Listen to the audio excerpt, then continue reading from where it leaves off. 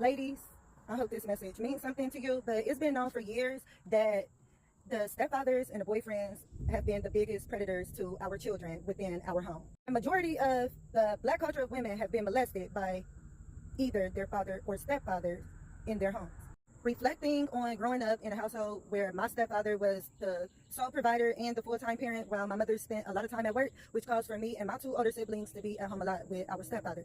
He also just pretty much let us do whatever we wanted.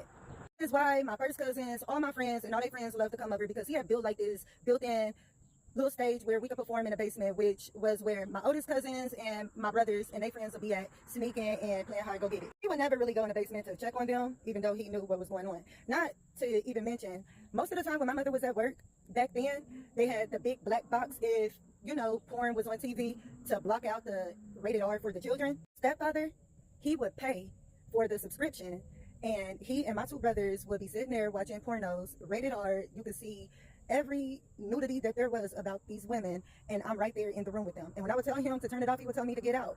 Well, my brothers, they just be covered up with pillows, laughing and giggling. And this is a prime example of why my aunt will get on my mother, telling her that she did not want me in the house with all them men. I should not be the only girl in the house with men, and that I will turn into a tomboy. So she will always make sure I go to the hair shop and I stay girly. Like I said, she tried to convince my mother to let me live with her and her daughter. But at the time, my aunt really didn't work at all. She depended on sugar daddies and men to take care of her bills. She was always partying, party drugging, and going to bingo. And that was just her life, while she sent her only child, which is her daughter, to my mother's house. Also firm on girls should not be in the house with grown men, and that we should never wear shorts in the house with men. And she was very big on that. Only, like I mentioned, she would drop her daughter off at my house when my mom would be at work with my mom's boyfriend. My mom's boyfriend already had a past where my mother almost beat up a consensual 16-year-old that he was dealing with and had in my mother's car.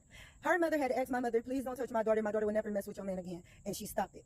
Meanwhile, my aunt is doing the most around a lot of men, getting men for a lot of money, because the women in my family are big on, you gotta have a man with a lot of money, even though none of their men ever had a lot of money except for my stepfather. And not only that, she would leave her daughter there, and her daughter was becoming very sexually active like her mother.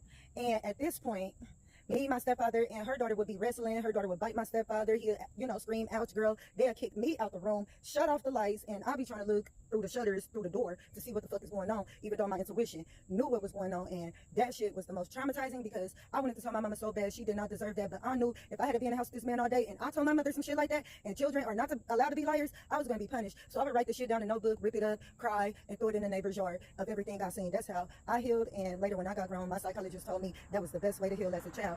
And this is what I be saying, like, you never know who you bringing in your house. That's why it's important